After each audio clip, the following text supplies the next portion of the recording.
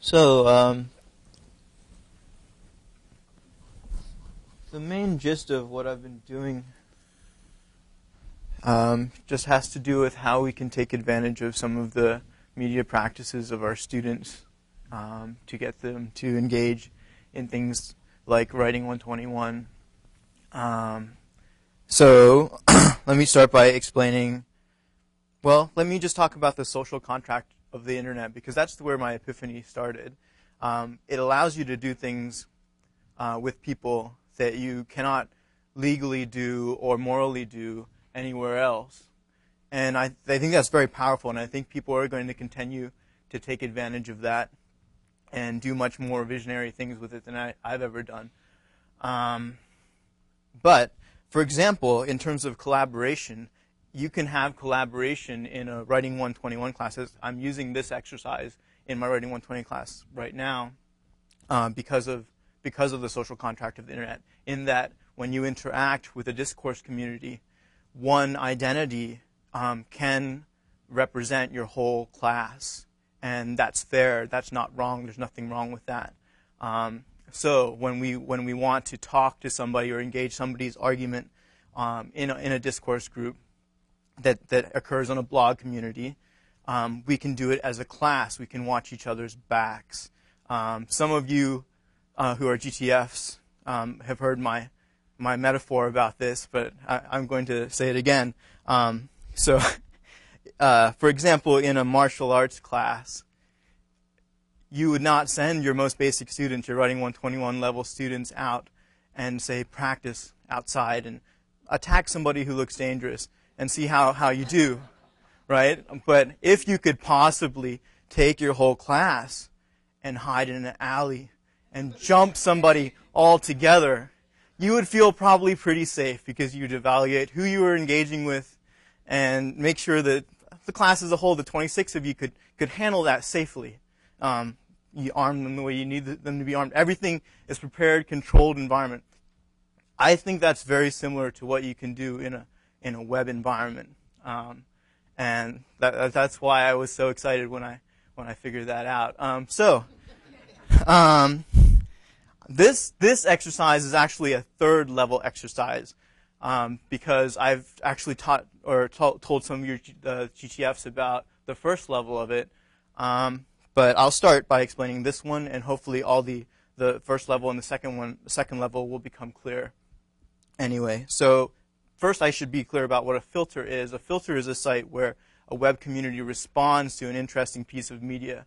And every day, new pieces of media are placed there. So what we have there is a text that our class can analyze and respond to, but what already has a debate occurring about going on. And if you reply to somebody directly, they will reply to you, and you can engage them, and you can pick the best arguments to do that, or the most interesting ones to engage with. So this is a third level workshop, in that normally the first level would be to just find one interesting piece of media and continue to practice with one filter, and based on the shared assumptions of that filter, start to predict what somebody would say about a certain piece of media.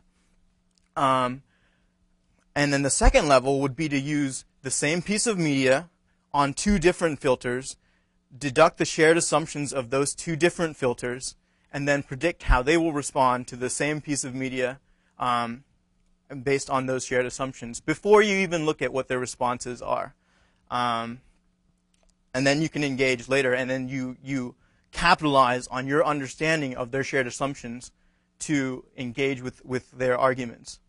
So this is third level, in that there's two pieces of media. And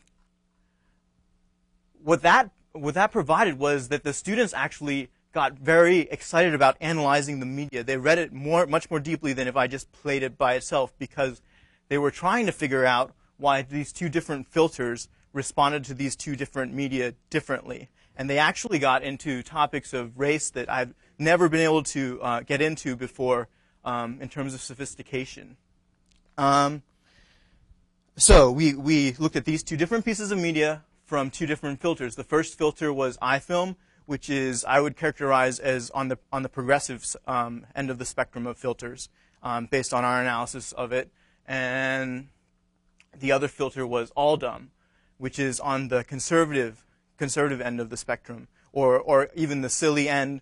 My students have called this some of the shared assumptions of certain members of that group the id shared assumptions. That's what my students came up with themselves, but some of the respondents on all dumb are not going to be engageable. The id group is rarely engageable because their first method of typing is just to say something very sexual or insulting because they're just in there to flame.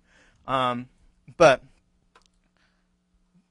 these are media that are done by the same author, and I thought that was important. And what I was trying to get at was the different kinds of racism between that are applied to Latinos versus African Americans, because this is what these media do. So I think I'm going to show you a little bit of the first, and I'm going to tell you that it's staged so that all the people who are participating are actors, but most of the internet reads it as real because it's very believable. And we've agreed to play it with the sound off, and I'm only going to show a little bit of it anyway, and I'll fill in the rest. But we'll start with that, and it might take a second to be called up because I had to turn it off because for some reason iFilm takes over any kind of projecting device, but it's nice because when it does start playing, it'll be big. But so this, let me just tell you what happens in this one. This man goes and picks up some Latino workers and asks them to work on his patio for $60, and they agree. And they get in his truck, and then instead of taking them to his home, he drives them over a bunch of speed bumps and makes them very uncomfortable. He refuses to let them drive in the cab, and then there's going to have to be a commercial first too. And then he drives them to the INS, and he begins to yell, "La migra, la migra," and they jump out and they run away. A very, very disturbing film. And when he interacts with the African Americans, there's actually a lot more agency going on in what the African Americans are doing. I'm sorry, this is the commercial, so I'm just going to go over it. Actually, I'm not going to shutter it. You can look at both. With the African Americans, there's a lot more agency going on, and that's something, level of sophistication that I couldn't get at ever before. Like what is the relationship with patriotism and racism? When it's racism against African Americans, patriotism, I think, is anti that now because we're at that level in our discourse. When it's racism against Latinos, patriotism is pro it, and we were able to deduct that just by looking at the responses from each of those filter responses. And the great thing about All Dumb and iFilm is they have really extensive responses. So I guess just looking at this a little bit, you already know what's going to happen. And we decided to have the sound off based on some of the language he uses, and since this is going to be streaming. But let's just fast forward to the end. This is so you can see it. It looks very real. You can tell.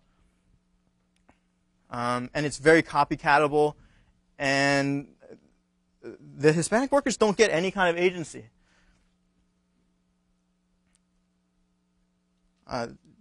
They just pretty much, they run off. Well, there's this one scene at the end where the man comes and slams something in his window.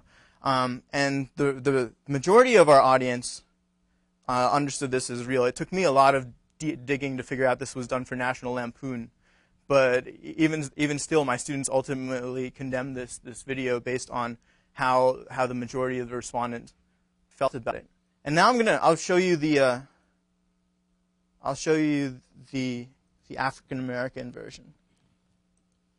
And he does them for Asians and Arabs as well. And I don't know, the Asian one was uncomfortable as well as the Arab one. The African American one seemed to be the one where the most agency was happening. It seems like humor. He couldn't in Trump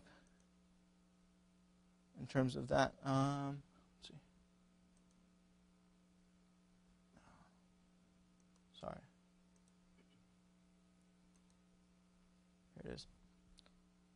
So what he did here was he dressed up as the KKK. He went to an urban environment with or African American town, and he just confronts people. He talks to this store owner. He's carrying a wooden cross, and he asks him to buy 2 lighters, something like that. And he calls him Fat Albert, and the man is able to fight back.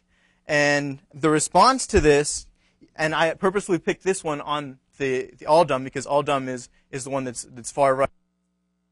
Some of them were still pro that kind of racism, but they had to admit that they were dealing with they were pushing against mores. They were violating something when they were pro this kind of racism going around in the KKK or confronting it. Here he goes and tries to get it washed. He calls this man Mr. Jefferson, and he pushes the man to the limit, and the man chases him out.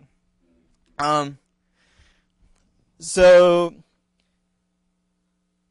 yeah, I think that that's pretty much the gist of it, and you can ask me questions about it later. But and then let's go back to the social contract. Then ultimately, when we have enough practice in this class, we're going to start posting, and we're going to create an identity, and we'll start engaging with either this or some other videos towards the end of the term, maybe in the next couple of weeks. Right now, we have an identity that's called Writing 121, and that's not going to fly. We're going to probably create an identity that like John or something like that. Nice. Yeah. Last term in 123, my students created a MySpace account, and I created it, and I left it named 123, but they got in there and they named it Olga. They gave it photos, and they pimped out the page more or less. And the reason we created that was because MySpace has forums about almost every topic, and they were able to each one of them raise the topics of their 123 class in those MySpace forums, and we're able to gather what those topics resonated in the popular imagination and give me evidence of it, not just say, oh, my friends say this, but they say, I posed this in this forum as Olga, and this was the response to it. You know, like the best one was probably a woman who's writing about the unfairness of crack laws compared to cocaine, and she got the best responses. She went on drug forums as well as race forums on MySpace, which, I mean, a lot of people poo-poo that, but works out fine. So, okay, so I'm done, and that's it. Like Carter. I'm sure you'll have lots of questions for Combs, so I'm going to try to be very brief, in part because really the meat and potatoes of what I've prepared for you is already in your resources packet. Hopefully most of you got one of these. If you didn't, I assume this maybe will be posted online in the wake of all this, or you can certainly email me, and I'd be very happy to send you what I've got. But near the end of this packet, you'll find that there's an annotated bibliography for teachers of composition. My thought about all this is that I think when we're dealing with new media forms, a lot of what I find I bump into in my composition classes is some combination of fear and familiarity. Fear often coming from those of us who remember a time before the internet and before computers, and trying to figure out how can I possibly walk into a classroom and pretend to have any expertise in this medium that my students aren't already like 2 years ahead of me, right? So I think some of us resist using new media in our writing classrooms because we're afraid, right? We're not sure how do we get at what's particular about this medium, and how do we seem knowledgeable about a thing that our students have been using since they can even remember. And I think, though, the thing we can bring to this, and this has already been brought up in some of the opening comments today, is that, in fact, some of us who are maybe a little older actually might have an advantage over our students in that we don't have that level of familiarity. And I think that's what Ulrich was speaking to earlier when you talk about introducing our undergrads to silent film. Well, they have this idea of what film is, and it may not even be very well considered in their minds or very critically thought out, but they think they know it. And familiarity breeds this sort of environment where they walk into our classrooms. There are computers. They know what that is. They know what the internet is. They're checking email. And they think, maybe they even think, what could I teach them about the internet? That's the response, right? The students want us to teach the old stuff. Well, my method is to kind of sneak them some of the new stuff in an old stuff kind of way. So I'm a fan of books. I know, antiquated, but it's true. And in fact, probably my own research activities are still primarily centered on print materials, revealing something about myself. But at any rate, this annotated bibliography I've given you is a resource that does two things. One, what I did is I went through the current readers for the writing program, the composition program, went through the 121s, 122s, and 123s, and I looked for articles that seem to be dealing with this notion of new media, online discourse communities. That's kind of the theme of our talk today. So I was looking for articles that theorize or historicize what are online discourse communities. How are these new forms of communication that new media represent? How is this impacting the real world and so forth? And so what I hope is that those articles may serve as good conversation starters in your classes, but can also contribute to this process that I think is very important, which is making our students aware of the particularities of this medium. Because I think when we go here for content or when we're looking at these filters, that's a great example right here. Filters don't exist without the internet, right? So what is it about the internet, and how can we teach our students about the way it works on them visually? Obviously, my own interests in film play into this as well, but I think these are valuable things we can pass on to our students to help, what were Jim's words, pay proper attention to the proper thing, right? Because they take the internet so for granted. And so I think it's of great value to give them at least some basic visual rhetoric kind of skills so that they can go in and analyze visual arguments like these films that Combe is showing and that context that they're in here on a filter. So maybe I should just open it up for questions. I think the bibliography speaks for itself. If you have questions about that material, please email me. And I'd be happy, to, along with Combe, to answer questions about how I've used the internet in my own classes. But I think we should open up the floor for your comments and questions at this point. Oh, but I will say I do have a few books that appear on my bibliography. So if you want to look at them in person, in the flesh, I have them here. So just come up to me at the end and you can look at them. They're good ones. So thanks. And do you have questions or comments? I've got one for you, Carter. And this is a personal experience of mine that came from my class and one of my students, actually. We had a discussion in class about, after watching a piece of online media, a film called We, which was a documentary, unauthorized documentary utilizing the speech of Arundhati Roy when she accepted the Sydney Peace Prize in 2004.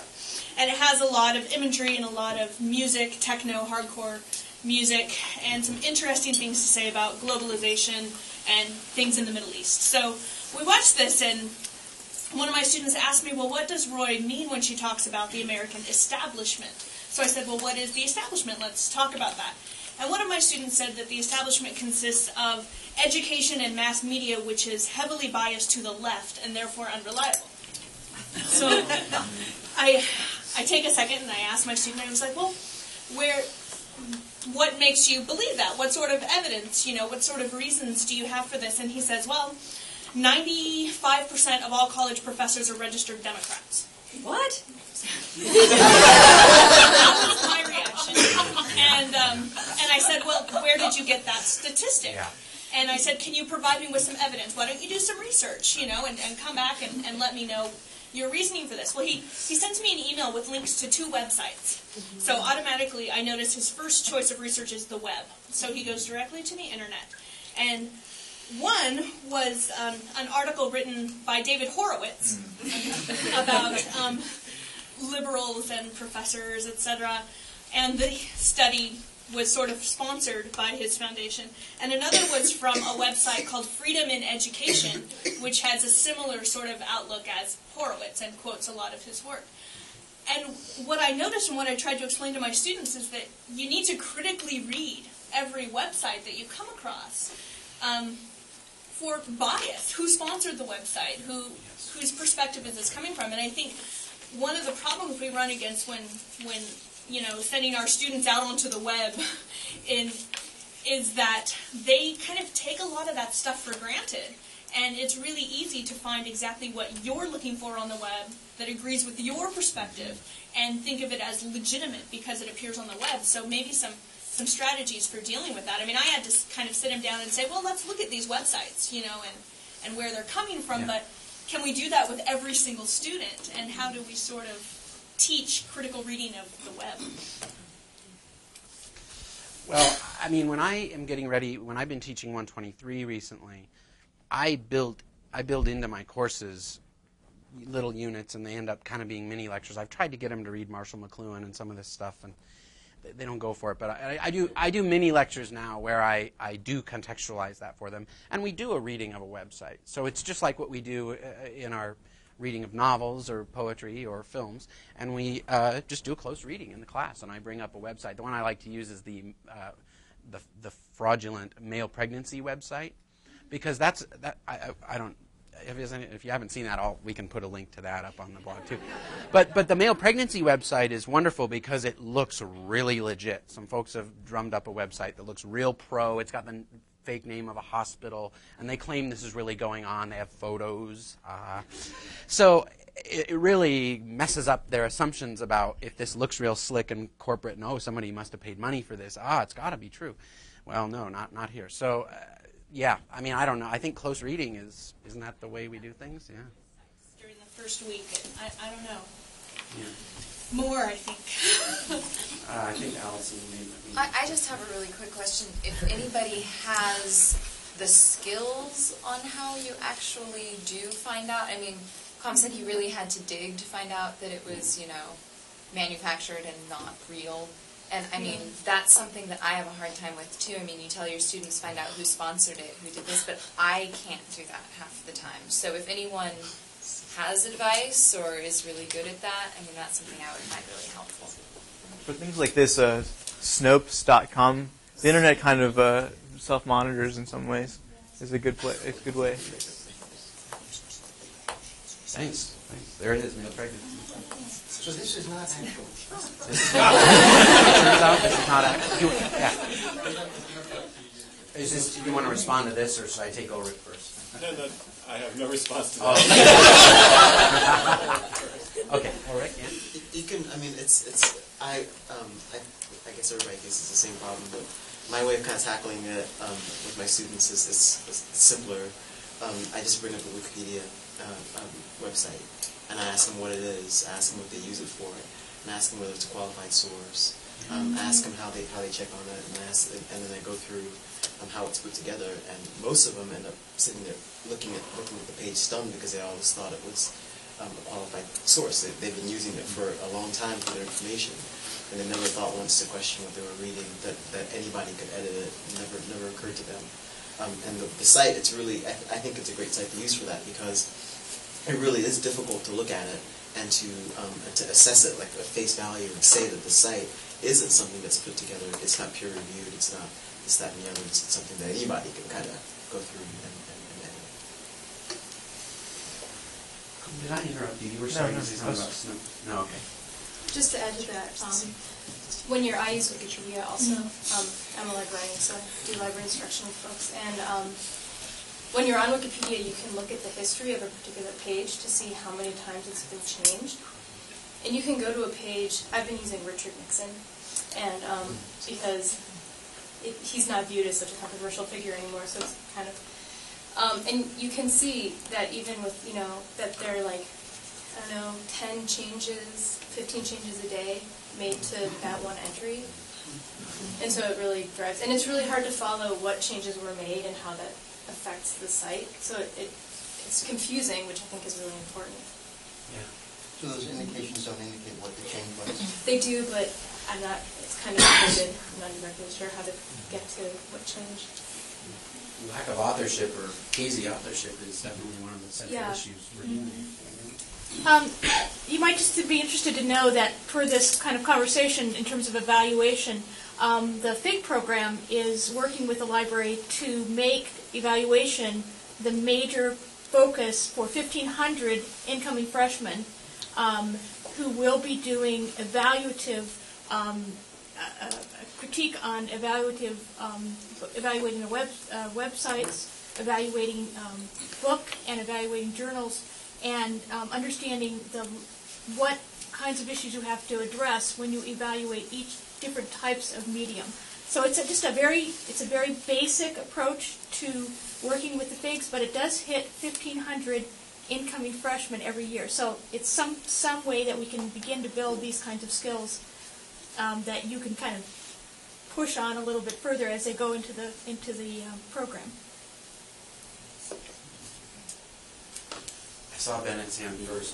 I have a question for Tom about what happens when you enter this kind of discussion in the filter. It seems like what we do in the composition classrooms is, at least what I do, is tell my students that, the kind of ways that we're engaging each other's ideas are, they're different than what you see on Sunday morning talk shows or what goes on the web often. And then there's an expectation that people give reasons for their claims, for instance, or that they have a certain ethical responsibility to each other, and that the classroom is a place where we can expect that of each other and demand it of each other.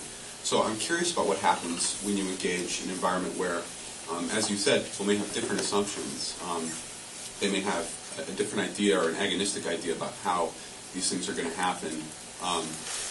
What happens when I assume you expect your students to sort of retain those kinds of sensibilities when they engage in the debate. But what happens when they then become, when they encounter these other forms of viewing what happens when ideas come in contact with each other and claims are made? I find that there's enough people who write on there who actually, adhere to those rules that you just outlined. I find that when people write in a public forum, they become incredibly self-conscious, and the level of sophistication of the people who are not in my class, not across the board, but at least every fifth one, or maybe even less than that, tries to give a reason for their assertion in some way. And sometimes they fail. And that's when my students use those principles that we adhere to better to call them on it and maybe try to use a shared assumption to bridge something and then maybe even get them to concede, which has happened more than a few times, and that's when it's really beautiful. By adhering to those principles. So yes, in our class we have to stay with that. They don't always, and if somebody becomes an id person, we just ignore them. Or, you don't have to respond to everybody who talks to you on there. It's one of the great things about it as well. I found that I kind of have the reverse problem, or have used media kind of in the reverse way, this and that. Most of my students I find to be very postmodern savvy. Oh, we know the internet's full of crap, but isn't it fun kind of students. They would really get a kick out of the first male pregnancy, and they recognize, oh, it's not true, but it's cool. So so what's the big deal? But so my problems thus far haven't been trying to get them to question the validity or authenticity of online sources, but trying to get them to take that same kind of savviness and apply it to the print text that we are required to make them purchase, and that they see as law. There's a real disconnect between their ability to deconstruct media text and new media and their ability to deconstruct an author's argument if it's been printed and has a glossy cover on it and is and they have to go down to the bookstore to buy it. So I found that these can be useful for kind of the reverse process of not just saying, okay, look at new media and look at how we should always be wary of information sources and start looking at the ways that discourse communities create certain assumptions. But do the same for the author. When we give you Deborah Tannen to read, think about who she is, who her community is. On what authority does she write? Why did the editors of the book choose to put her in there? And I found that they call me old-fashioned, but it's a good way to actually get them to kind of engage with books as well in a more critical fashion. Absolutely. So. That's probably a great closing comment. Yeah, that is. Thank you very much.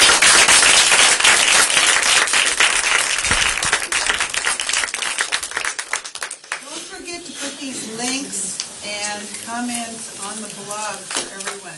For example, a comment about the evaluation. That would be very helpful. We are now going to set up for this extraordinary panel that will happen in 10 minutes. So you have a 10-minute break while we are setting the panel up.